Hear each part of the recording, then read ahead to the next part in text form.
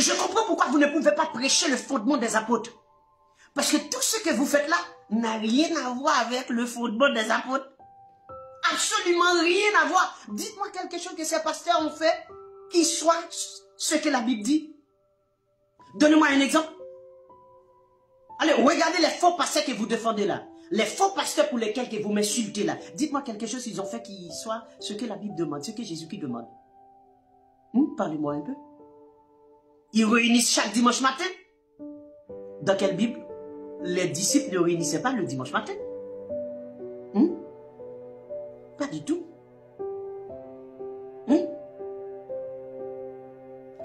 Des femmes qui prêchent, des femmes qui dirigent, des femmes qui ne se voient même pas la tête. Dans quelle Bible?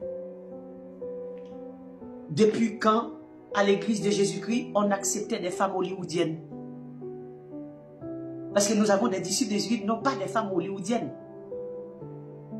Des disciples de Hollywood.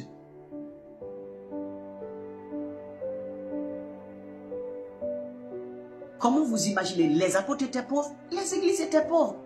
Donc, égalité. Mais ce que, dans notre siècle, les pasteurs sont riches et les églises sont pauvres. Un pasteur riche qui dirige une église pauvre. Des gens misérables qui s'efforcent pour être vus, pour apparaître aux yeux de tout le monde. Eh bien, ces gens sont obligés de travailler dur pour apporter tout ce qu'ils avaient pour vivre à un démon qu'on appelle pasteur.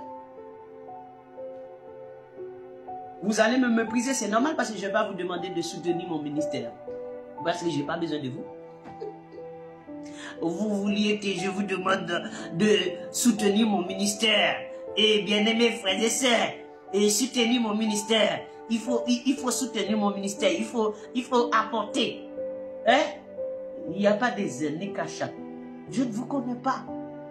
Je ne peux pas vous demander de l'argent. Je vous connais. Je vous connais où? Où? Vous êtes qui? Hein? Je ne vous connais pas. Je vous demande de soutenir mon ministère. Qui? Vous êtes qui? Vous n'êtes pas l'Esprit de Dieu. Vous n'êtes pas le Saint-Esprit. Vous n'êtes rien du tout. Vous n'êtes même pas converti. Et je vais vous demander de... Et depuis quand aussi? Les disciples, quand il y avait un problème à l'église primitive, et qu'il y avait un problème à résoudre des bien-aimés des églises qui étaient dans la pauvreté ou de la misère, où il y avait des difficultés. Par exemple, lorsque le prophète est venu de Jérusalem, il avait dit qu'il allait y avoir une famine à Jérusalem. Et que tous les disciples se sont réunis, se sont regroupés pour contribuer, pour envoyer de l'argent pour soutenir l'église de Jérusalem à cause de cette famine. Mais dites-moi, est-ce que la contribution là, il y avait quelqu'un, un païen qui avait contribué? Est-ce que c'était dans la rue que les disciples ont été dans les rues? Eh, venez, venez, soutenez mon ministère. Ah, il y a des problèmes à l'église, il faut venir, il faut contribuer. Est-ce que c'est dans la rue? Ou c'était que les disciples, les saints, qui devaient contribuer pour soutenir les saints? Les impies contribuent pour soutenir les impies. Les saints contribuent pour soutenir les saints. L'église contribue pour soutenir l'église. Mais les bandes, les débauchés, dans le monde, contribuent pour soutenir les débauchés comme eux. Parce que leur objectif, c'est être riche. C'est être riche, c'est ça l'objectif, c'est ça le point. Quand vous voyez le faux pasteur démoniaque qu'on appelle Grégory Toussaint, qui a déjà son plan, son budget, pendant les 40 jours démoniaques là qu'il va faire, il a déjà le projet, le budget de ramasser, de prélever.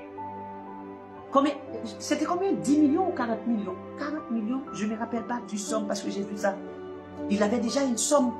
J'ai oublié, peut-être quelqu'un va me rappeler de combien de millions qu'il avait en tête de ramasser combien de millions. Donc vous pensez que ça a un rapport avec l'église de Jésus-Christ? Imaginez-vous, le mec, il n'est pas en train de régler, de parler de 200, 500, 1000, 2000, 5000, non, millions. Si Dieu ne vous a pas fait grâce, mon bien-aimé frères et sœurs, mes bien-aimés frères et sœurs, qui va vous arrêter pour ne pas vous investir dans cette entreprise? Ça rapporte. Le mec, il ne fait rien. Il ne travaille même pas. Il n'est pas un chef d'entreprise, selon comme on dit que ce n'est pas une entreprise. Mais le mec a un budget de combien de millions à prélever sur des gens? Même un chef d'entreprise ne peut pas avoir un tel budget de dire pendant cette année je vais prélever 40 millions. Mais un pasteur soi-disant a ce budget de prélever 40 millions sur des gens qui s'efforcent à payer leur loyer, qui ne peuvent même pas vivre. Oh, dans ma Bible, l'argent collecté doit être redistribué. Mais ils ne lisent pas la même Bible que moi. Oh, osez me dire que ce sont des serviteurs de Dieu. Osez me le dire. Et je vous demande, est-ce que les millions que ces pasteurs ont collectés, est-ce qu'ils ont redistribué cela? Parce que bibliquement, il faut tout redistribuer à l'église. Parce que c'est l'argent de l'église, ce n'est pas l'argent du pasteur. Est-ce qu'ils ont tout redistribué? Ah, vous avez jamais lu ça dans votre Bible? Ah bon? Oh, je ne savais pas. Vous avez jamais lu dans votre Bible que le pasteur doit redistribuer l'argent qu'ils ont collecté à l'église? Tous les pasteurs doivent redistribuer ça? Vous savez pas ça? Et vous là qui êtes diacre dans les églises traditionnelles, vous dites que vous êtes diacre, vous gérez l'argent. C'est ça, non? Vous avez redistribué l'argent? Non, jamais. Ah bon? Mais vous lisez quelle Bible? Dans ma